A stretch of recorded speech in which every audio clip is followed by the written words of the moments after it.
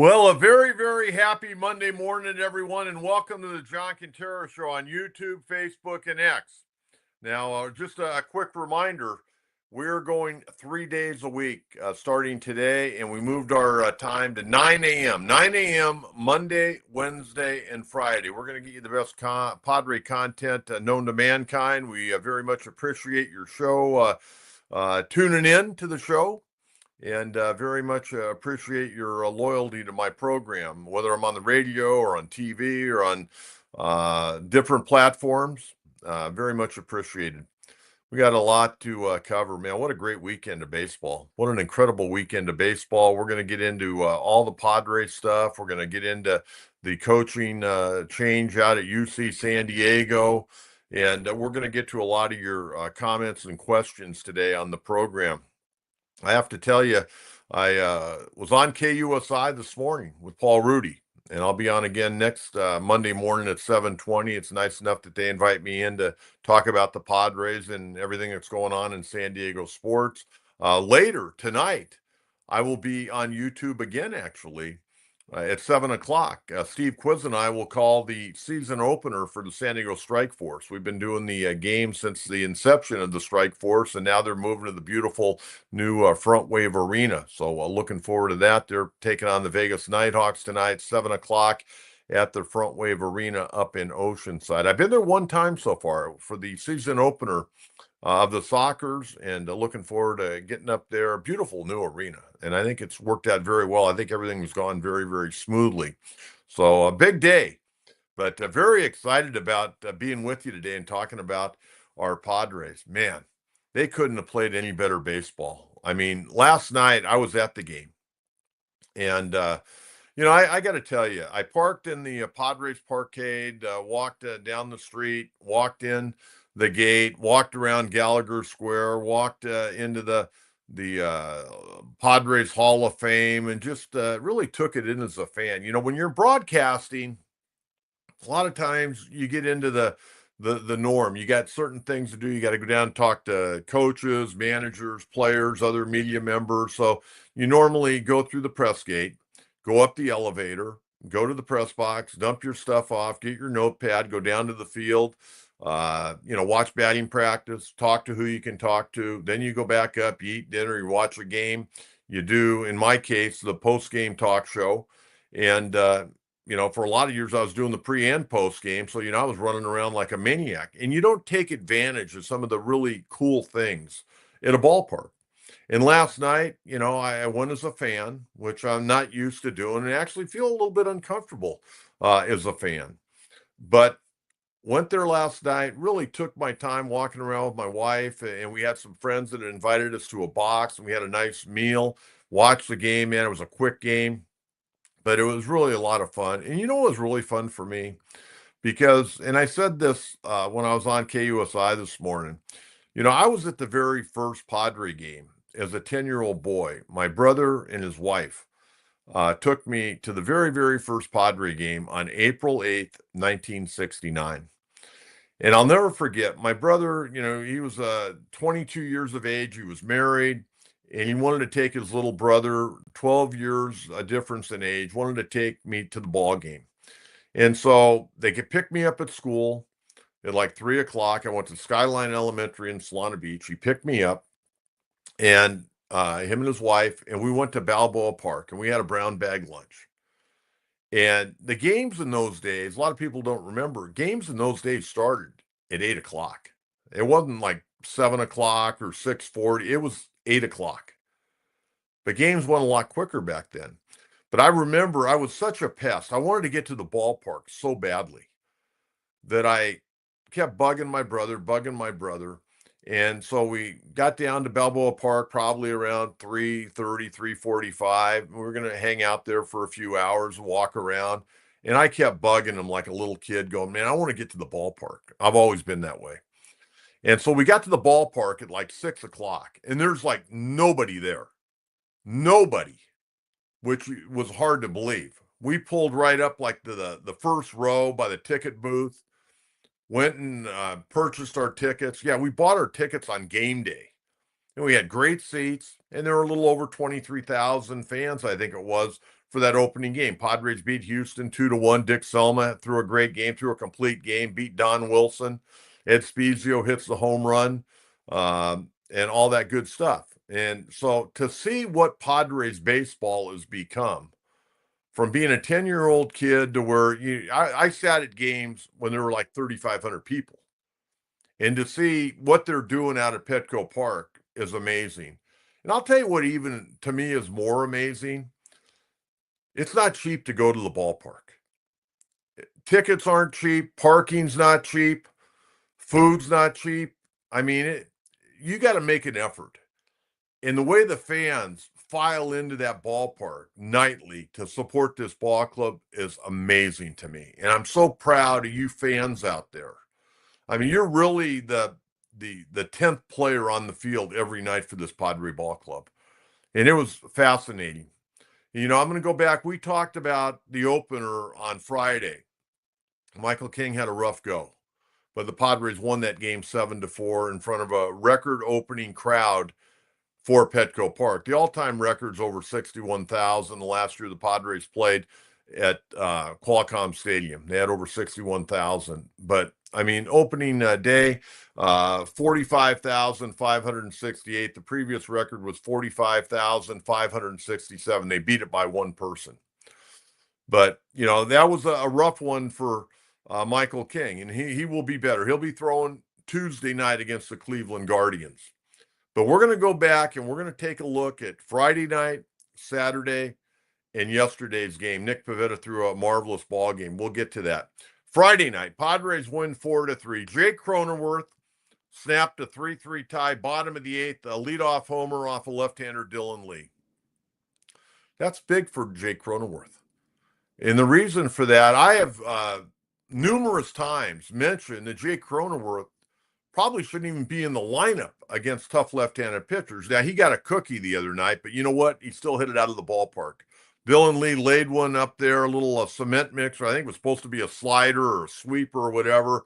Well, it slid right into the barrel head of Jake Cronenworth. It was a no-doubter. He got one homer against left-handed pitching this year. He had one all of last year where he hit 203. And so that's a good sign. That's a really, really good sign. But Cronenworth really had, I thought, a good weekend. I mean, average-wise, I think he ended up 231 in the series against Atlanta. He played some heads-up baseball all weekend long. And so a good win. But Dylan Cease, 4 1/3, pitch count got to him. Couldn't get out of the fifth inning, gave up 4 hits, 3 runs, all earned, 2 walks, 7 strikeouts. He really kind of became more of a thrower than a pitcher. And the pitch count just got way out of whack, and they had to get him out of there. But once again, the bullpen, Morajón, Estrada, Adams, Suarez, all fantastic. Wandy Peralta, here's an interesting note. Wandy Peralta is 2-0 on the year. He has faced, 5 hitters, I think? He's thrown 11 pitches, and he's 2-0, and he'll take it. They've done a good job. Suarez, I thought, looked much better on Friday night than he did on Thursday. 1 inning, a punch out. Jeremiah Estrada throwing very, very well. And yesterday he came in a non-save situation and struck out the side the 9th inning. But he pitched on Friday night. Fernando hit that leadoff homer. And I got to tell you, we're going to talk more about Fernando. Please stay healthy. Please stay healthy for numerous reasons. But we'll get to more of Fernando. But really, Friday night, Jackson Merrill, 3 for 4, run scored. Cronenworth, the home run. He ended up going 2 for 3 with a walk. Xander Bogaerts had a double that night. Martin Maldonado, an RBI single to center in the second inning. He had 2 hits. He was 2 for 3. So that a great win on Friday night in front of a crowd of 41,058. Game very quick. 2 hours and 34 minutes. Now, Saturday, game on Fox. Padres won it 1-0. They get the 2-out. 7th inning, pinch hit, base hit by Yuli Gurriel. Single to left. Cronenworth scored. Padres win 1-0. Man, the Braves, they had that bus ride last night to L.A. for the Braves. Had to be miserable. And I know it's only 4 games, but Brian Snitker's team, they got outplayed all 4 games, and they look bad doing it, I might add. But you go back to Saturday night, Randy Vásquez, who I thought would be better. He had 20 starts last year. I thought he would be better. The more innings he logs, the better he's going to get at the big league level. But he went out, and he was at times a little bit effectively wild on Saturday night. But he went 6 innings, 4 hits, 4 walks, 3 strikeouts, 92 pitches, 48 strikes. Ball strike ratio was not good, but he was effectively wild, did the great job. The Peralta came in, inning and a third. Alec Jacob came in 2/3, gave up a hit, but no damage. And then the first save for Adrian Morejon, 1 inning, a walk, a strikeout. Morejon looks good to me. He really does. And I think that's a good sign. If Suarez would have a hiccup, you got Estrada from the right side, you got Morejon from the left side. So Saturday, offensively, Padres mustered only 4 hits. Fernando had a hit. Jackson Merrill, 1 for 2. Cronenworth, an RBI or a double. And the other hit was Yuli Gurriel. They only had 4 hits. But they were going against a real good pitcher in right-hander Spencer Schwellenbach. He's a very, very good pitcher. Padres won that 1-0. They were 1 for 3 with runners in scoring position that night. And then yesterday, Padres end up winning this game 5-0. And man, I'll tell you what, the Braves, when you're not hitting, you can look bad. They got 1 hit yesterday. They got it in the 3rd inning. Orlando Arcia got a base hit, and then he was quickly erased on a double play. Nick Pivetta was absolutely off the chart. He was pounding that strike zone. I ended up counting 82 pitches, 57 were for strikes for Pivetta. I mean, he was pounding the zone and getting ahead of hitters, making them hit his pitch. And he made some really, really good hitters look bad yesterday. And Nick ended up going the 7 innings, no walks, 4 strikeouts, and faced the minimum 21 batters. In fact, the Padres faced the minimum 27 batters. I mean, you come back and Jason Adam, he threw the 8th inning. And still a tight ball game. And he walks the leadoff hitter on 4 pitches. I went, oh, man, what's he trying to do too much out there? Calm down, get something going. He gets a ground ball to Manny. Manny fires over to first, comes in on the ball, fires it over to Arraez. And Arraez comes flying off the bag after he tagged first for the first out. And then, man, he comes off the bag. Cronenworth was smart enough to go to second base, and Marcelo Ozuna, I don't know what the hell he was doing. He rounded the second base bag, and Arraez threw behind him. Cronenworth tags him out. Boom. Out of the inning. Quick. I mean, it was that quick. 2 outs. He retires the next hitter. Go to the bottom of the 8th. I mean, that's good baseball. A lot of good things happened yesterday. And then you take a look at Fernando yesterday, 2 for 3, 2 walks, 2 runs scored. He had that double down the right field line, stole his third base.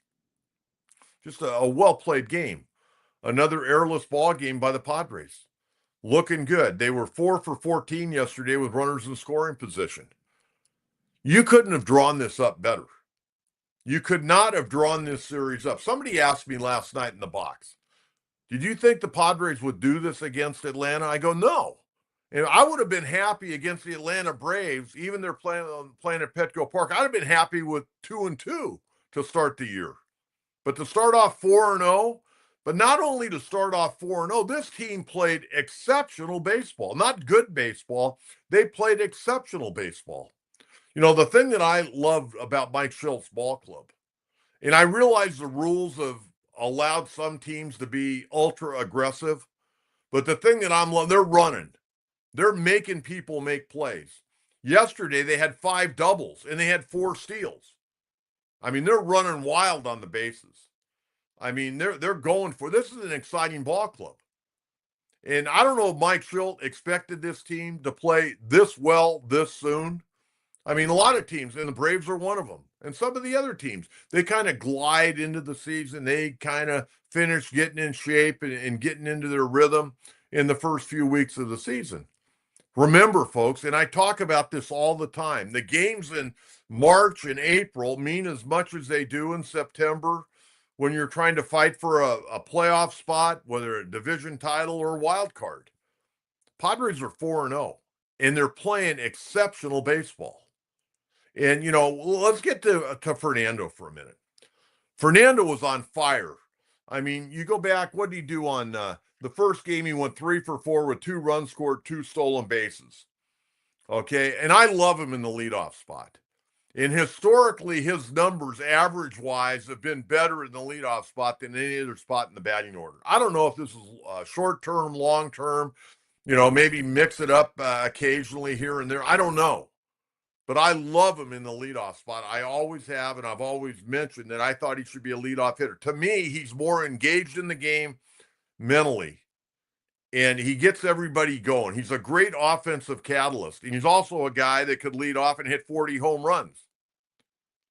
I mean, this guy, the sky's the limit for this guy, and everybody that's followed me knows how I feel about this guy. Can I be tough on him at times? Absolutely. Does he deserve to be criticized and critiqued and been bashed on from time to time? I don't think I bash. I think I'm more right on as far as being fair. He screwed up on the motorcycle. He screwed up on the PEDs. It's that simple. But when the guy has been healthy, he's one of the best players in baseball. He's one of the most exciting players in baseball. Think about this. And I'll ask a question right now. When you're talking about Fernando Tatis Jr., isn't he as exciting as anybody? Is there anybody more exciting in baseball when he is healthy than Fernando? Maybe Bobby Witt Jr. with Kansas City, who we don't see play a lot. Maybe Ronald Acuna Jr. with Atlanta, who's been, a great player, been an MVP, but he's had a hard time staying on the field as well. I think Fernando's as exciting as any player you're going to see.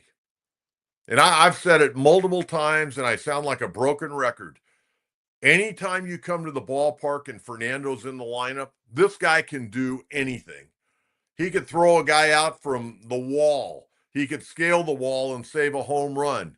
He could go from first to third on a bang-bang play and look fantastic racing around second base. He can steal a bag. He can steal second and steal third. Bingo, before you know it. We've seen him score on a pop-up to the infield before. You go back a few years ago in Pittsburgh. And then he can also hit a 475-foot home run. He hit a ball in the gap and make a double into a triple. Guy's an amazing talent. Just stay healthy. Man, I love watching this guy play. Now, last night, he had that excuse me double down the right field line that led to the Padres' first run. Later in the game, he ripped one off the glove of the infielder into short left field. And he came around first base, and I was watching him, and he just briefly wasn't sure he should go, and he hesitated. And then he went, and it still was a close play. But if he wouldn't have hesitated, he'd had another double. But that's exciting baseball. And when you got the lead, you can take chances like that. Man, he's off to an incredible start. And then the other night, first pitch, boom, off of Reynaldo Lopez. Just rocketed out of the ballpark. I mean, it's fun. Man, we got one of the best guys, but you got to stay on the field. And, I could talk about Fernando until I'm blue in the face. I love talking about him. I love watching him play. He just got that flair. And, man, more power to him. Just find a way to stay healthy. Okay, Luis Arraez. Now, here's something to think about. Okay, Michael King couldn't get out of the third inning the other day. Dylan Cease couldn't get out of the fifth inning. The pitch count got to him, and he was very erratic. And, he was all behind in the count and trying to overthrow and all that. And then Luis Arraez is 0 for 13. Think about that. Your number one and number two starters can't go deep in the games. You got your guy that's won 3 consecutive batting titles, 0 for 13. And I know people are going to say, well, maybe it's taking an adjustment to hit second. It's not taking an adjustment. This guy can hit. This guy gets hits waking up out of bed in the morning. He gets a line drive, and he hits some balls good. But he's 0 for 13, and the Padres are 4-0. And Luis Arraez, I'm going to tell you what, this guy has put some time in, folks. I'm not going to say he's going to win a Gold Glove, and maybe he's only a little bit above average major league first baseman. But you think about where he was a year ago when the Padres made that deal with the Marlins for him to where he has come as a first baseman. And everybody will say, well, anybody can play first base. That's not true. That's not true. Look at some of the guys that play first base and how athletic they are now in Major League Baseball. It's not just a little fat kid that can't move that plays first base. And of course, Luis Arraez, he came up as a middle infielder. He was a second baseman.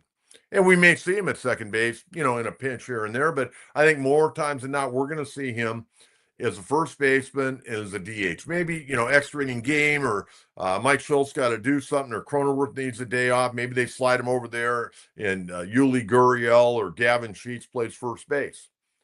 But this guy has gotten better. He's gotten better at digging balls out of the dirt. He's gotten better at fielding. He's done a good job of being able to make the toss to the pitcher cover, and whether he has to give it underhand or overhand to first base, he's gotten better. And I'm not going to be overly concerned with 0 for 13, because before long he's going to have a 3 or 4 hit game, and he's probably going to go on a tear and hit 450 for 2 weeks. And remember, he's going to have, barring any type, he's going to have over 550 plate appearances. So I'm not really overly concerned about Luis Arraez, but that tells you how good the Padres are right now. They were able to overcome 2 less than stellar starts from King and Cease, and Arraez going 0 for 13.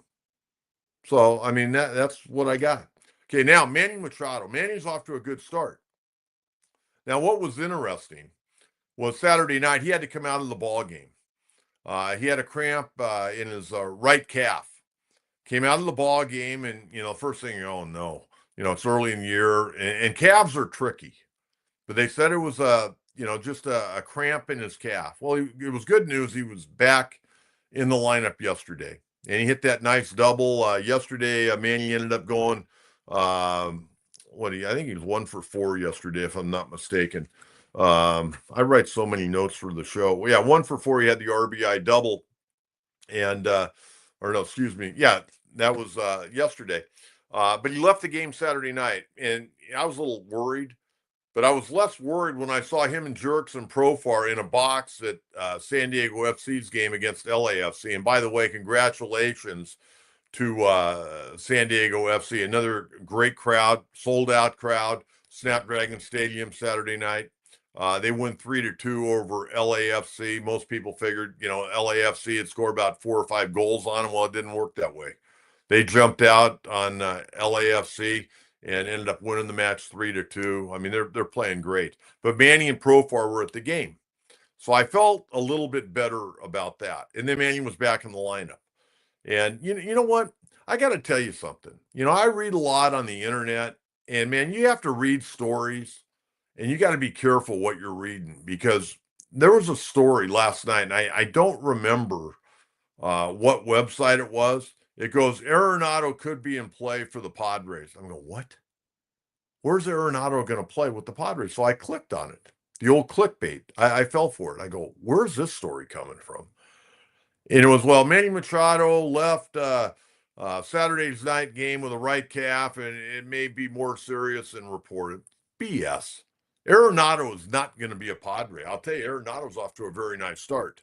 And he may be with somebody else before too long. We'll wait and see on that. He's not coming to San Diego. So if you saw the same story I threw cold water on that one. But it was good to see Manny back in the lineup. And Manny looks good. I mean, Manny kind of slow plays spring training. He's a veteran. He knows how to go about it. I think we were all a little concerned because he normally gets off to really slow starts. But he's off to a good start. And as long as that calf doesn't act up, he's going to be fine. Going to be fine. But it was very good to see him back in the lineup yesterday. Okay. Gavin Sheets, off to a good start. Got that pinch hit homer the other day. Yesterday, he had a couple of hits. And I'm going to tell you what, I would love to be able to talk to Gavin Sheets about some of the things he's doing, because I'm seeing some things now that I've never seen from him. Now, granted, I didn't watch a lot of Chicago White Sox games over the last few years, but I would catch them when they were on, a lot of times on Wednesday or Thursdays, they play day games in Chicago. And I would watch the White Sox, whatever game's on, I'm going to watch. And I would watch him, and he was very pull happy. And he's a guy that's always had the ability to hit the ball out of the ballpark. But now, to me, in the very short time he's with the Padres, it looks like to me he is trying to become more of a complete hitter and use the entire diamond, work in the middle of the field. That home run he hit the other day, hit it over the center field wall. Yesterday, hit one to left center field. It looks like to me Victor Rodriguez has had an effect on him. And, for a lot of you fans that may not know this, and I mentioned that Gavin Sheet's dad, Larry Sheets, he played a number of years in the big leagues. I think most people probably remember his dad playing for the Baltimore Orioles. But when he was coming up, his roommate for a period of time was the Padre hitting coach, Victor Rodriguez. So I think between Larry Sheets, Victor Rodriguez, and Gavin Sheets wanting to get better as an offensive player, they put together a great game plan. And I think there's already been some automatic credibility with Sheets, with Rodriguez, because of his association with his father. And, I don't know how long ago Larry Sheets had talked to Victor Rodriguez. It may have been years. But I'm going to tell you, from being an old baseball guy, when you coach with a guy or you play with a guy, there's always that bond and there's that trust. And I think there's a real trust factor with Gavin Sheets and Victor Rodriguez that's already paying big dividends for the Padres. We'll see where this goes. And normally guys come back to their usual numbers, but I said when the Padres signed Gavin Sheets that I thought this was a good find, and I thought there was more to get out of Gavin Sheets. And so far, I'm really, really happy with what I'm seeing. And I would think that you're probably real happy with what you're seeing. He had a marvelous spring. Got off to that slow start. He had 2 hits the first game and then went 0-4. He was 2 for 15, and then he got red hot and finished with 6 homers during spring training and come into the season doing a really, really nice job. The one guy we haven't seen a whole lot of so far is Jose Iglesias, but I think he's still kind of working himself into, game shape, but we haven't seen a whole lot of him. I would imagine we'll see him a little bit in the Cleveland series. The catching situation, Elias Diaz, Martín Maldonado, I can't complain. As much as I thought Campusano probably should have Maldonado's job, Maldonado's played great. Done a good job behind the plate, gotten some hits. So we'll see where that goes. But so far, so good, man. This ball club couldn't be playing any better. Let's take a look at the National League standings. I want to get some questions, too. We'll start rolling those questions up. Hey, just a reminder, tonight, Game 1 of a 3-game series against the Cleveland Guardians. The Guardians went 2-1 over the weekend at Kansas City. But I was looking forward to seeing Jose Ramirez play because he's one of the best players in baseball. I don't know if he's going to play. Padres may draw a break. Jose Ramirez did not play yesterday, and he was taken out of the game on Saturday. He was trying to steal second base, and he hurt his right wrist. So I don't know if he's going to play tonight or in this series entirely. We'll have to wait until they put the lineup out. But tonight it's going to be Luis Ortiz, 7-6, in a 3.32 last year, and left-hander Kyle Hart going to make his debut. Tonight. And last year in the KBO, 13-3 at 2.69 in the KBO. And do you think Omar Cruz will make his debut anytime soon? Good question, Tyler. I'd like to see him. I think he was kind of a surprise guy, but he's got good stuff. When I saw him pitch on TV during the spring, he looked pretty doggone good. And think about this, another left-handed pitcher coming out of that Padre bullpen, along with Morejon and Wandy Peralta and Yuki Matsui. There are very few ball clubs that have 3 relievers that are left-handed.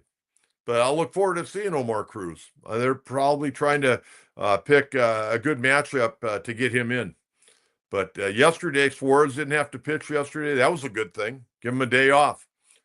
Chris, Toddy hitting leadoff gives him better chance of that 5th at bat in the 8th or 9th, and he's hitting leadoff due up faster. I agree. I remember when I was a kid and the Giants started leading off Willie Mays, and that's exactly what they said. We want to try to get Willie that extra at bat, and over a period of the entire season, that could get him maybe an extra 25 or 30 at bats. And think about in those extra 25 or 30 at bats, what kind of damage Fernando Tatis Jr. could do. So I like it. Yeah, but again, he's running a lot, and when you run, there's always fear of injury. You can't play the game scared, But let's face it, his health has been very, very fragile so far in his major league career. Okay, Arraez at first reminded me of Klesko at first back in the day. Not a Gold Glover, but made huge strides to become our starting first baseman. I got a lot of good memories of Ryan Klesko.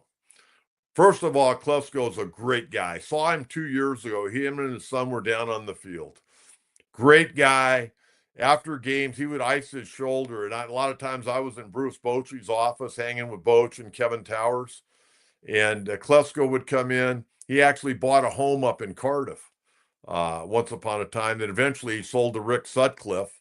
And I wasn't a broker, but Klesko had told me, he goes, yeah, I'm looking to sell the house. And I go, well, Sut's looking for a house. So I told Sut, I go, you better talk to Klesko.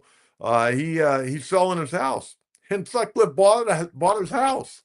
But now Klesko's a great guy, hardworking guy. If you look at Ryan Klesko's numbers, he had a pretty good career. He had a really, really nice career, Ryan Klesko. Really nice career. Okay, I wanted to mention just one more thing about tonight's ball game, and then we're going to get the National League standings. Tonight's game is Jackson Merrill bobblehead night. And they were promoting it. First 40,000. Now, everybody's excited. People are probably going to start lining up at noontime. Everybody wants to get the Jackson Merrill bobblehead. I'd like to get one, but I got to do the Strike Force game tonight. Padres, maybe you can send me one. For old time's sake, send me a Jackson Merrill bobblehead. I'd love that. I know my grandkids would love it. But 40,000 fans, there's going to be another 3,000 to 4,000 that are going to go home kind of ticked off tonight because they're not going to get the Jackson Merrill bobblehead. And I know ball clubs do that. The first 35,000, you get this or they get that. But you got another 5,000 or 10,000 people going home kind of irritated. And buy enough of Jackson Merrill, buy 50,000 Jackson Merrill bobbleheads. You know what? Padres are bringing in good money. I know they don't have the big TV contract, but man, how about little Johnny? Little Johnny gets there because his dad had to work and they got stuck in traffic, and little Johnny, they don't roll into the ballpark till 6:55. And little Johnny, his favorite player, he's got the Jackson Merrill jersey on. And he's so excited to get to the ballpark, and dad's feeling pressure because he got home late from work and they had all kinds of traffic. They couldn't find parking. And little Johnny's going to go home without a Jackson Merrill bobblehead. That stinks. Man, you got to have more than 40,000. Everybody's got to get it. Grandmas, grandpas, moms, and everybody deserves a Jackson Merrill bobblehead, the way I see it. But that's just me. But tonight, good pitching matchup. Luis Ortiz going against left-hander Kyle Hart. I'm really excited. I'll have to watch the replay. And hopefully they have the replay on channel 83. Because I'm not going to see the game live. I'll be monitoring it when I'm doing the Strike Force game, but I will definitely watch the replay if they have it. I don't know what to think of channel 83. Sometimes it's here, sometimes it's there, but least of all, I get the game. Okay? And again, Cleveland's a good ball club. Steven Kwan, Carlos Santana. Don't know if Jose Ramirez is going to be in the lineup or not, but they got a good ball club. Okay, let's take a look at the National League standings. The Dodgers, they got Sunday off. Maybe Major League Baseball was doing them a favor because they went to Japan. But they took down Detroit. And I don't know if any of you watched that series. I watched a lot of it. Dodgers are just playing at a different level. They're playing like the Padres. I mean, the Padres are playing at an incredible level. Dodgers are playing at an incredible level, and they're coming up with stuff out of the rear end right now. Whether it's Ohtani, whether it's Mookie Betts. Mookie Betts the other night, unbelievable. 2 home runs. He hit that 3-run homer in extra innings when they were down by 2. They tied it, and he comes up and hits one deep into the left field pavilion. Freddie Freeman's gone crazy. Tommy Edmonds off to a good start. Roki Sasaki struggled the other night, but they knew he was going to struggle. But I'll be honest with you. I watched him pitch a couple times. The guy's got incredible stuff. But, man, he gets really wild. And when you look at his numbers from Japan to where he's at now, he's got to get better. He's got to get better. Because right now, he looks like a real work in progress to me. They got Glass now starting tonight. They just keep rolling guys out. But Glass now going to make his first start of the year tonight against the Atlanta Braves. Think about this. Atlanta gets just steamrolled by the Padres and completely outplayed for 4 days by the Padres. They got to take a bus ride up to LA last night. That must have been fun. And now they got to play the Dodgers the next 3 days. Dodgers are going to lose at some point. They may lose tonight. But man, they're off to an incredible start. Really an incredible start. Dodgers 5-0. And again, they got Atlanta tonight, tomorrow, and Wednesday. Padres sitting at 4-0. They got Cleveland the next 3 days. An off day, by the way, on Thursday for the Padres. Then they open that 3-game series up at the friendly confines against the Chicago Cubs. The Giants, 2-1, took 2 of 3 from Cincinnati. They've got 3 games at Houston starting tonight, tomorrow, and Wednesday. Arizona went 2-2. They split at home against the Cubs. They're going to be at Yankee Stadium tomorrow, Wednesday, and Thursday. And Colorado, 1-2 at Tampa Bay, playing at that George Steinbrenner Stadium there in Tampa. And they've got 3 at Philadelphia. So the standings: 5-0 Dodgers, Padres 4-0, Giants 2-1, Arizona 2-2, and Colorado 1-2. So let's get to more questions. I love questions. I love talking with you Padre fans. Okay, Chris, just get into the tournament playoffs and not worry about other teams. Just get into the playoffs. Absolutely. Couldn't agree more. By the way, I love that dog. That's cool. That's what I've said. And you know what? You get Darvish healthy. Darvish is back throwing. And, some of the updates, Darvish is throwing a little bit. I think Brian Hoeing going slow right now.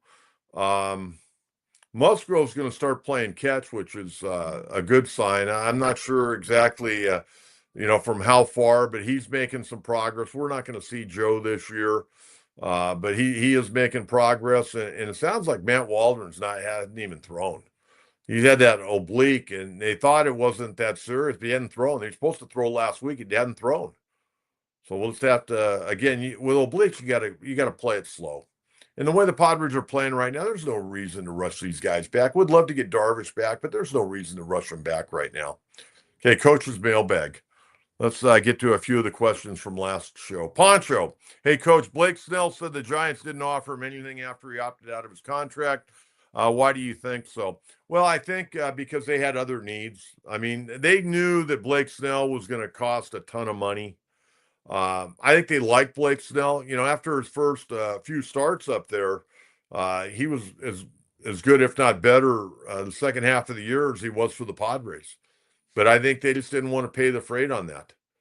Again, Blake Snell's, past 30 years of age, and you start getting those guys past 30 and pitchers that have thrown a lot of innings, they start getting worried about. But, they spent a lot of money on Willy Adames, and they had some other areas they had to fill. So they decided to let Blake Snell go. But Blake, off to a pretty good start. He wasn't great. His numbers were okay in his first start. I expect him to get better. Mark Pryor, who we know from his days in the Padre organization, working in the front office, and of course, a kid that came out of University High School, spent a year at SC, and then, or actually went to Vanderbilt, then went to SC, and was going to be one of the great pitchers of our time. But unfortunately, he got hurt, and his career never really went the way it was supposed to go. But he's done a very nice job up there. He's been Dave Roberts' longtime pitching coach. And, I think Blake Snell's bought into the Dodger blue. So we'll see what kind of year he has. I like Blake Snell, good guy. I was the guy that yelled and screamed before the Padres ever got him after that World Series. When the Dodgers beat Tampa Bay, I went on the radio and I went nuts, said, hey, AJ's got to call Tampa Bay and get Blake Snell. Next thing you know, he called Tampa Bay and got Blake Snell, and then I started yelling about Musgrove. When I heard Joe and Stephen Brault, actually, who's becoming a broadcaster, both those guys were available. And Brault, he ended up getting hurt.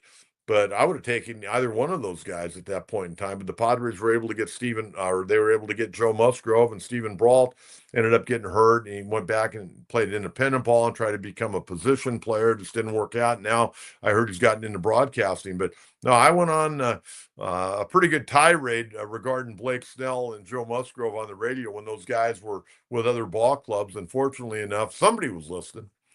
But at the end of the day, My thoughts on Blake Snell, good guy and a tremendous talent, no question about it. Big Joe Stefanelli. This is one of the great guys, folks. Great follower. Joe in New Jersey, great guy. Coach, give us your best Jake Cronenworth take. Well, I like Cronenworth. I've always liked Jake. Um, I think sometimes he tries to do too much. He tries to beat somebody he's not. I think if he'd use the middle of the field a little bit more, work from second base over to left center, hit for a better average, he'd probably be one of the top guys in doubles in baseball, especially playing half of your games at Petco Park. And then, you get a good inside pitch from time to time, you pull it and hit it out of the ballpark. I think Cronenworth can be a better player. Now, I know he's 32 years of age, but I know he can become a better hitter. Defensively, he's worked his tail off. He's a very gifted defender. And I like Cronenworth. I've always liked Jake. It just sometimes he frustrates me because I think he tries to be too pull happy. But with the guys you got in the lineup now, you don't need to be pull happy. Just put the ball in play, get on base, and let's keep the line moving. That's my take on Cronenworth because Cronenworth can play second base. Cronenworth could make the All-Star team. He's already been on the All-Star team twice. He could make the All-Star team again this year if he gets off to a good start. But I want to see him become more of a complete hitter. I don't want him to be a one-dimensional guy just trying to hit the ball off the wall or over the wall every time up. Put the ball in play, limit your strikeouts, give yourself a chance. And defensively, you can't complain with his defense is outstanding. Okay. Gil Baez, great show, Coach. Looking forward to 3 shows a week. Thanks, Coach. Hey, Gil, thank you. I appreciate that. And the reason we're doing 3 shows a week is because you fans have asked me to do 3 shows a week. And no, if you ask me to do 5, I'm not going to do 5. Well, maybe I would, but I don't plan on it. I think Monday, Wednesday, and Friday, we can get a lot of great Padre content. And again, we've got Facebook, we got YouTube, we got X. Put your questions in, and I'll get to them. And a lot of times I'll respond to you. Before I even respond on the air, I'll respond to you. I'll write back to you. I'm one of the guys who will take time to respond. So if you got a question, comment, I had somebody ask me yesterday at the ballpark, hey, Coach, are you still working with ball players? Well, yes, I am. But no, I'm not. And here's what I mean by that. There's a couple of professional ball players that I work with. And it's more on the psyche of the game, the mental aspect, because baseball can beat you down. Now, would I work with ball players on pitching or hitting? Yes. But I'm not looking to do that, but I will never turn a young ball player away. That's just me. And at one point in time in my career, I worked with a lot of players. When I had my baseball school, I would do 12 lessons a day working with ball players. And that's when I was in the radio business. I was working 6 hours of lessons a day. Would I ever do that again? No. Would I take on a few guys here and there? Yeah, I would if they're dedicated, want to get better. But my question is, yeah, I work with a couple of players, but more on the mental side. But would I work with players teaching them how to pitch or hit? Yeah, I would. But they got to be ready to buy in. Because I'm not going to take somebody's money of their mom and dad if the guy doesn't really want to be good. I'm not interested in being a babysitter. You want to be good and want to come and work and then work on the things I'm teaching you when you're not with me, we'll have a conversation. But I'm not a babysitting, so I want guys to get better and I want them to have great passion for the game like I do and like a lot of you fans do. Parada Studios. Oh, thank you very much. I appreciate it. That's very kind of you. Very kind on that super.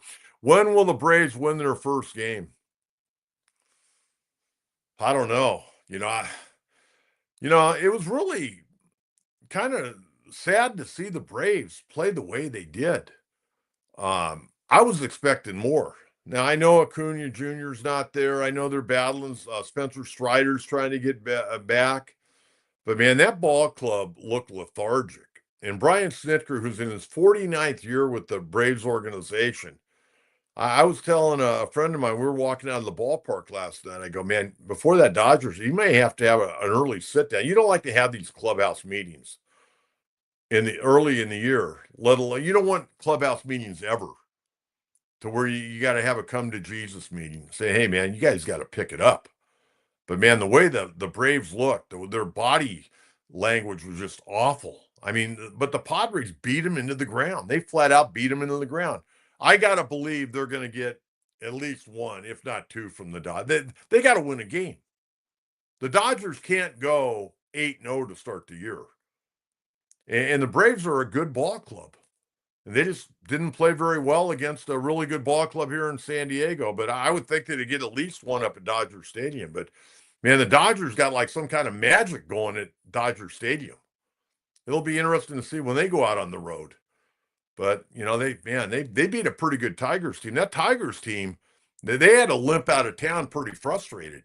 They had to be kind of like the Braves limping out of San Diego, because the Tigers really actually played very good baseball against the Dodgers, and they went 0-3, and they're still looking for their first win. So I would think they'd get at least one up there, but they got to play better baseball, and they got to play more spirited baseball, the way I see it. But thank you very much again for that, Super. Very much appreciate. Okay, Coach, your opinion on these Yankee torpedo bats. It's unbelievable. I'm really anxious to see. And somebody said to me this morning, do you think they're going to outlaw them? Well, I don't think they're going to outlaw them. I think more guys are going to start using them. That company right now is probably making a ton of money because other major league players want to probably test it out in batting practice and see how it works for them. The barrel looks a lot bigger. And I'm sure that, Major League Baseball is going to look into it, but I got news for you. Major League Baseball will do anything to promote more runs. They want more runs because a lot of the younger fan, they want to see 15 runs a game. And the games are still moving pretty quick because of the pitch clock. But this bat, they hit 9 homers the other day, and they hit 3 or 4 yesterday. I mean, they scored 20 runs the other day. And that bat right there, Jazz Chisholm, loving it. Absolutely loving it. But I would imagine a lot of guys are ordering those today. That company may not be able to make them as fast as they're going to get ordered. They may be on back order. But I guarantee every kid now is going to be going to Dick's Sporting Goods store wanting a torpedo bat.